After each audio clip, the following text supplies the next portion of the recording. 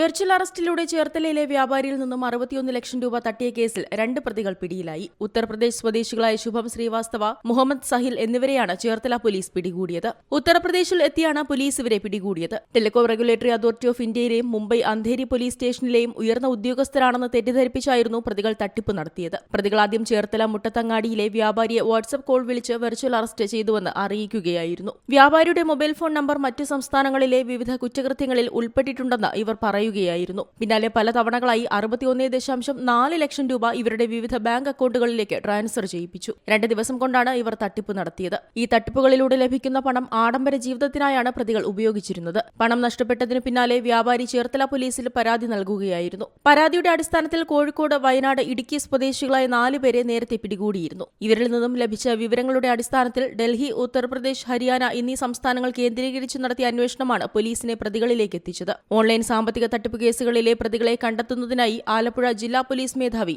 MP മോഹനചന്ദ്രന്റെ നിർദ്ദേശാനുസരണം Cherthala assistant police superintendent Harish ജെയിന്റെ നേതൃത്വത്തിൽ രൂപീകരിച്ച പ്രത്യേക അന്വേഷണ സംഘമാണ് പ്രതികളെ പിടികൂടിയത്. ചേർത്തല ജുഡീഷ്യൽ 1-ാം ക്ലാസ് കോടതിയിൽ ഹാജരാക്കിയ പ്രതികളെ 14 ദിവസത്തേക്ക് റിമാൻഡ് ചെയ്തു. National desk, C Malayalam news. ഏറ്റവും പുതിയ വാർത്തകളും വിശേഷങ്ങളും വിരൽ തുമ്പിലറിയാൻ സി മലയാളം ന്യൂസ് എല്ലാ ഡിജിറ്റൽ പ്ലാറ്റ്ഫോമുകളിലും ലഭ്യം.